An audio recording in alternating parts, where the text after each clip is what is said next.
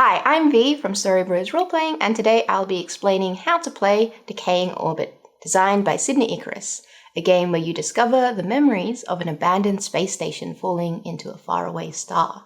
It plays 2 to 6 players and takes between 1 to 2 hours to play. Like all little box RPGs, there's no need to prepare anything beforehand, just open the box and get started.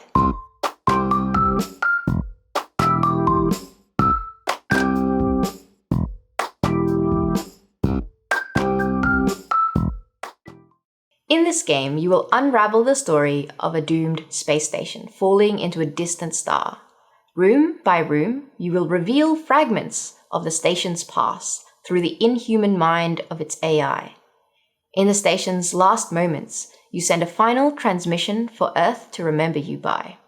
In the box, you'll find 3 act cards, 4 space stations, each with 8 unique station room cards indicated by their symbols on the bottom right, 23 common room cards with no symbols on the bottom right, and the corrupted and enhanced memory tiles.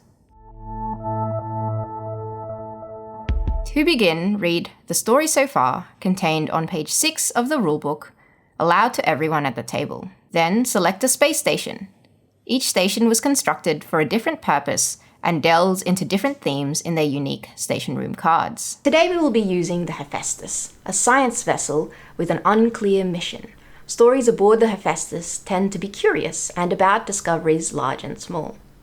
Next, we will assemble the deck. During the game, you will reveal rooms in your space station by drawing a card. When the deck runs out, the game ends and the space station is engulfed by the burning star. To assemble the deck, first, take the unique station room cards for your chosen space station and draw 6 at random. Second, randomly draw 12 common room cards. If you have 4 or 5 players, draw an additional 2. Shuffle all your room cards together and return the unused cards to the box.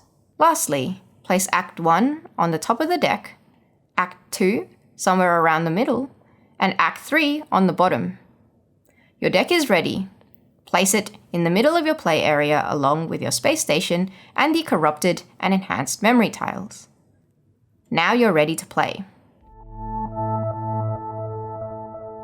Your descent into AB Victoris begins. Collectively playing as the rebooted AI, you will reveal rooms in your space station, explore its mission, inhabitants, and the events that lead to its inevitable doom. Take turns clockwise. On your turn, you first draw a card from the deck, second, recall a memory, and third, optionally, enhance a memory.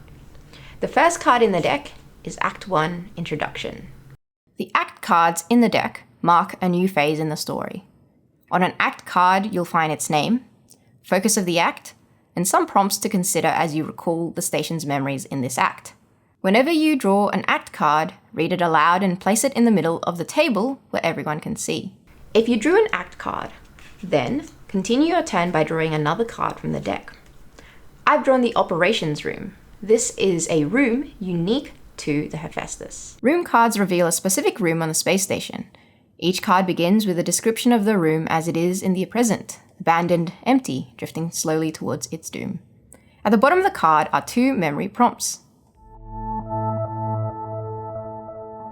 To recall a memory of a room, read the room's description aloud and describe a moment from the station's past. Choose one of the 2 memory prompts from the bottom of the card as your starting point and think about what might have happened there. You can also draw inspiration from the current act. Narrate the events that happened in that room. Describe as much or as little as you want and end when you're ready. You could end on a cliffhanger in a tense moment, or fully conclude the action that you're narrating. Let's see an example of a turn. The bridge.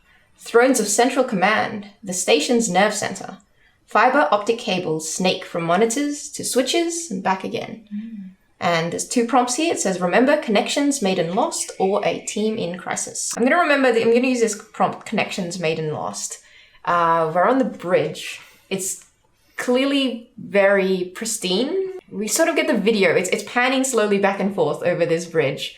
All the professional crew on the bridge are together, full regalia, and they're farewelling on the big screen. We can see a huge amount of people back on Earth. And then we see that the video of Earth cuts and the screen goes black, and that energy that's like been buzzing kind of like drops a bit, and there's that vacuum of space kind of infiltrates a little bit, and everyone's kind of like looking around and exhaling. But then we see someone clink their glasses and the party starts up again. When you recall a memory, describe it using the perspective of the AI. Computers use different inputs to humans to make sense of the world and may store their memories in different ways. Have fun telling the story creatively, perhaps through security cameras, dashboard readouts, audio logs, infrared heat maps, or data files. Think about how the AI might remember the events you are exploring, and use these to tell the story. The way we are experiencing this place is that the colonists might see something that looks like a garden or something familiar to them on Earth, but to us it's like a garden of zeros and ones, a living, ever-changing sea of data that is constructing and deconstructing itself. During other players' turns, you may find yourself wanting to ask questions that elaborate on the story. After another player's finished describing a memory, you can touch the Enhance Memory tile to request more details. You can ask a specific question. What's the captain's name? Was that the last escape pod? Or just simply request general information. What else do we know about the aliens from the bioscan? The active player can answer in any way they wish. Enhancing memories is a good way to build on each other's stories, but sometimes, instead of enhancing, you may want to corrupt memories. As the station draws nearer to its end, not all of the memory banks remain in working order. Some have been corrupted. You can use the Corrupted Memory tile on any player's turn, including your own, to skip over sections in a memory. You can corrupt a memory to establish safe boundaries of play, for example, if you want to veil something in a scene, or for dramatic effect. For example, if you want to leave a mystery unrevealed for other players to interpret later. To do this, touch a tile and let everyone know that the memory is corrupted. We search our knowledge bank. There is a file for this, a routine, something that we are meant to execute, a reaction we are meant to have, but that memory is corrupted. You'll continue taking turns, drawing cards, describing memories, and exploring mysteries until you reach Act 3 at the bottom of the deck. This act takes place in the final moments before your space station is destroyed. Each player narrates a final transmission sent from the AI to Earth. After all the transmissions are sent, the game is over.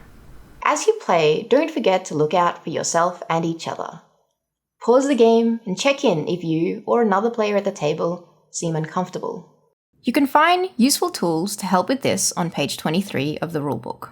That's everything you need to get started with Decaying Orbit. We hope you enjoy your game.